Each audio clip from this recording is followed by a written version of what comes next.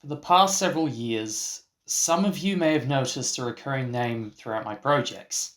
He appears to be a jack of all trades when it comes to the projects that I have done over those several years too. The name of this particular individual is Chester Buchanan. Chester has given me the privilege to be the very first person to do an interview with him about my collaborations with him and his overall career. While he doesn't want to be filmed, he is more than happy for me to put this interview into audio form.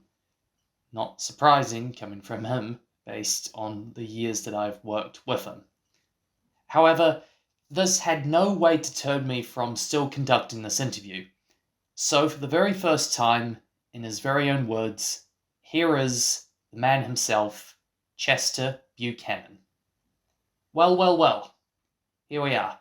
Let's begin the interview. Would you like to do a brief introduction of yourself, Chester? Well, isn't that obvious, partner? I'm being formal here, Chester. This interview is going out publicly. Oh, what? Well, why didn't you say so then? I could have written something to say. I did before we started the interview. 2 weeks before, actually. Anyway, make your introduction, Chester. Well, okay, if you say so. My name is Chester Buchanan. I was born on Sunday, August 2nd, 1998, in the town of Spittoon, Texas, USA. My mother was a tailor, and she sewed my new blue jeans, and my daddy was a gambling man. Chester, what are you doing? I'm giving a bit of the old family history. Dude, you're just quoting the lyrics of House of the Rising Sun again. Please be honest, Chester. House of the Rising Sun? You know, the song? Is that a song, partner? I'm being honest, I'm telling the truth and nothing but the truth. I never heard that being a song. Wait, you're serious? You don't know the song? It's very famous. My mother was a tailor. She sewed me my new blue jeans as a birthday gift, and her last tailoring work before becoming the CEO of the Spittoon department store. And my dad owned Spittoon's first casino, opened by the one and only Benjamin Bobcat, our town mascot. Go, Benjamin, go! Bobby, go, Bobby, go, Bobby, go, go, go! Yeehaw! Wow, and for all this time I seriously thought you were just taking the piss. So you're actually loaded. I didn't want to make a big song and dance about it. The last thing I want is someone being a Minnie the Moocher on me, treating me like the King of Sweden. Are you referencing a song you know this time? Yes, I am. Why? Well, knowing you, Chester, it is sometimes hard to tell if you're telling the truth or just spinning a yarn. Anyway, moving to a less awkward discussion topic. My first question is, how did you come to New Zealand in the first place, and how did you first meet me? Can I skip to the part when I first met you? Why? Because I want to. Well, while this actually was part of my original set of questions, I'm now curious as to how you got to New Zealand in the first place. How did a loaded rich kid from Texas end up here in the first place?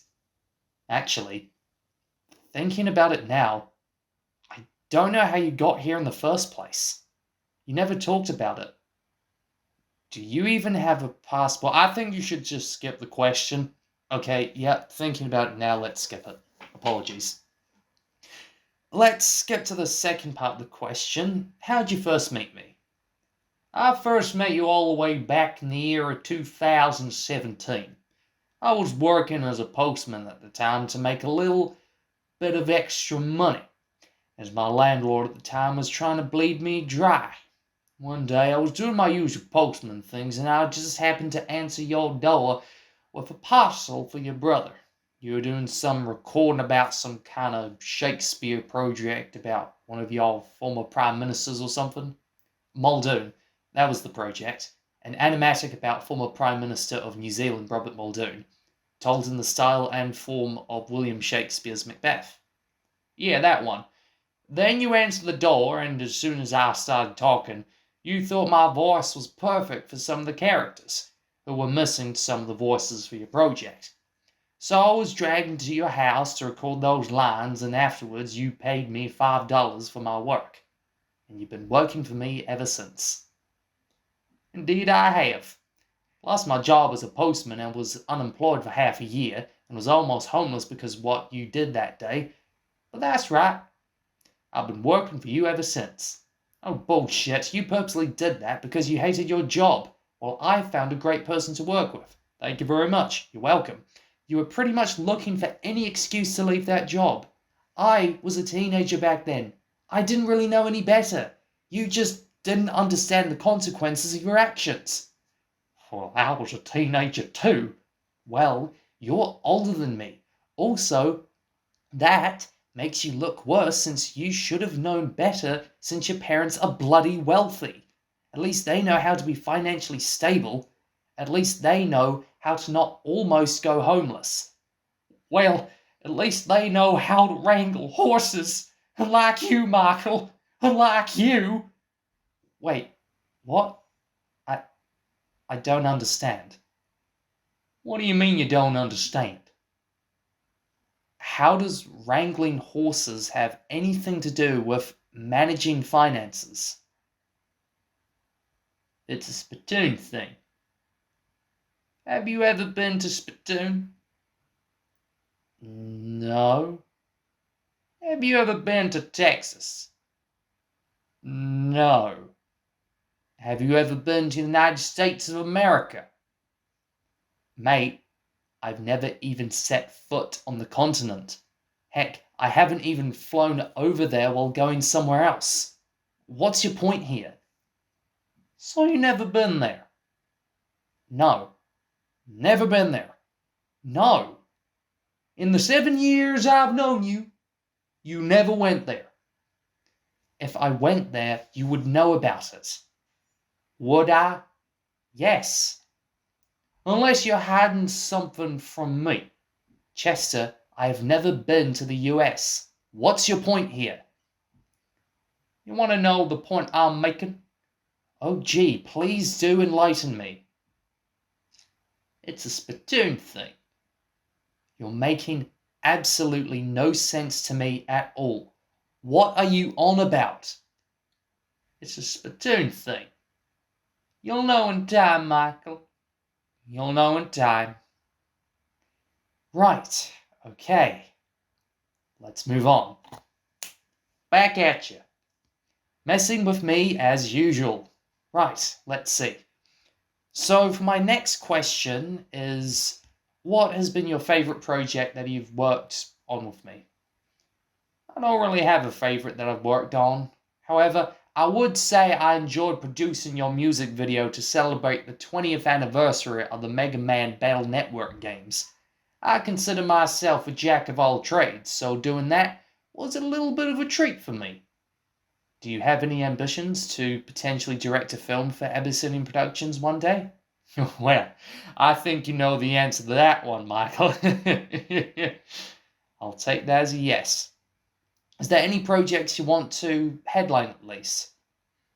Well, actually, there is one film script I've been working on myself for a while, where I want to serve as both director and writer, with you as producer.